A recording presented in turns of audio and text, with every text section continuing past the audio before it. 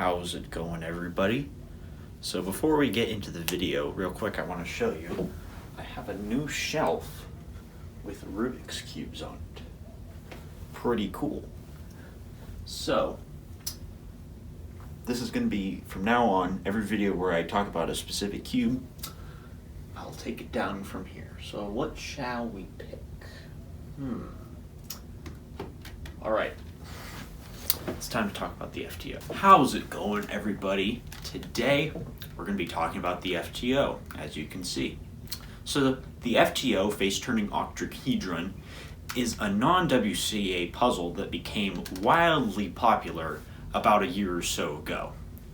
Now, it seems like every couple years there's a new craze for non-aWCA events that people are clamoring to be in the aWCA and just practicing it and all this other stuff. And that was FTO in 2020 and 2021. Now, we haven't really seen it. It's sort of declining in terms of popularity, but still want to talk about it because I always talk about things after they're relevant. So today I'm going to be answering 3 general questions about the FTO. 3 questions that I myself had before I got the puzzle, and now I know at least my personal answer to. Obviously, it all depends on opinions because these are opinionated questions. So the first question is, what's the solving experience like?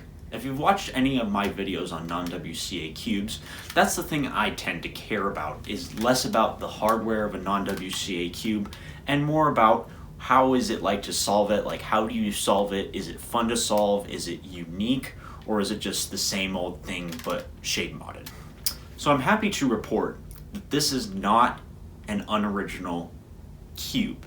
In fact, it's one of the most original non-aWCA cubes I've tried in a while.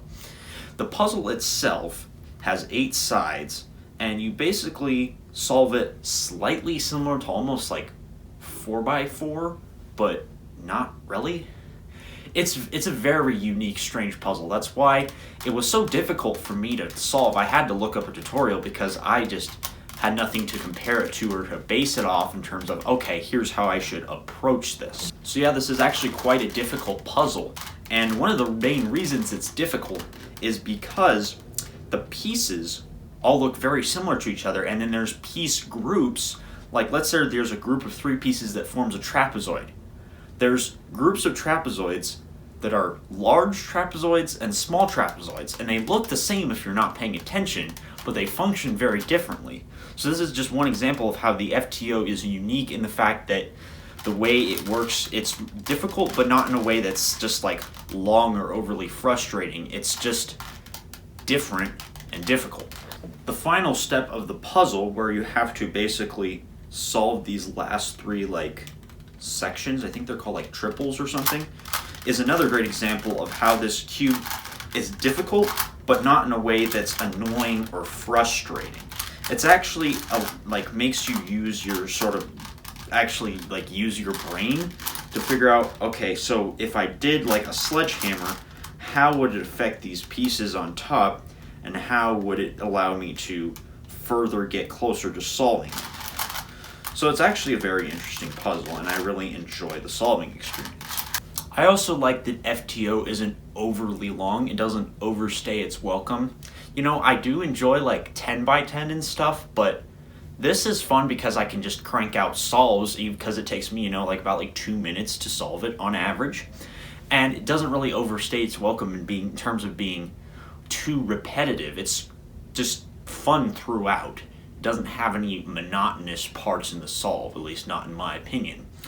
I mean, I just appreciate something unique at this point because so many non-aWCA cubes nowadays are just boring, unoriginal shape mods, or they're just optimizing the hardware of these events that people like Killaminx and whatnot. So yeah, I definitely enjoy the solving experience of this puzzle. It's quite unique, it's fun, it's quite challenging at first, and it's a good length. Second question I had before I got this cube and tried it out was, why is this thing so darn popular? How did it just explode out of nowhere from no one ever hearing of it before to now it's the coolest thing ever? Well, I think Ben Puzzles, you might know who he is. He's like a puzzle modder person. He sort of popularized it. He put out a lot of tutorials and sort of said, this is a really good cube and stuff. But I think the reason it got popular and lots of people liked it, it was because of the length. Because I feel like when you have a cube that takes a non-WCA puzzle that takes too long to solve, nobody wants to put in the work to get better at it. But when you have something that's so trivial and short, people don't really stick with it for very long, and they don't really want to like improve it or whatever, because it ends up just being luck based, like some of the events that we already have in the WCA. But FTO is such a nice length where you can improve a lot, and you want to keep improving because it's in that like 1 to 2 minute range at the beginning, and then sometimes some people are like under a minute, and then the fastest people I think are like 20 seconds. I don't know, I could be wrong on that. I haven't looked at like who's good at FTO in a while, but it's just a good length of an event. And that's something that's really important, because if you look at something like Skew, not that Skew is a terrible WCA event. I've made videos on Skew, like a video on Skew and a video with Skew and other events and stuff. But the thing with Skew was, I don't think the WCA realized how quickly it would be optimized. And yeah, there's been some world records like very recently, but it was so short that it got optimized very quickly after it was added to the WCA. Like 2 years after, I can't remember who it was, but someone from Europe got the world record average that was like 2.03, and that would happen like 2 or 3 years after the event was added, and it wasn't broken until like this year. So I think the length is just important to have something that's not too long, not too short, in order for it to be popular, like FTO became popular. So the third question I had was, could this become a WCA event? There's certainly a lot of people pushing for it, but does it have a legitimate case in the WCA? Well, I think it will. I think it could be added, but it'll take a lot of steps for that to happen. First off, the hardware absolutely has to get better. There is basically only one option on the market for FTO, and it is terrible. The LAN FTO is garbage. You have to mod it for even it to be just like semi-good, and that's semi-good. I've heard that Qi is making an FTO, but like, we're gonna need some serious competitive market going on between companies and the hardware to improve to make it more accessible to people. And then I think it could be added to the WCA. Another thing that really needs to happen is just a few more years of the WCA returning to normal. With this like sort of post-COVID no competition state that we're in, like now the competitions are coming back, but there's not as many. The WCA has so many other issues on their hand that new events, it's the last thing they're thinking of right now.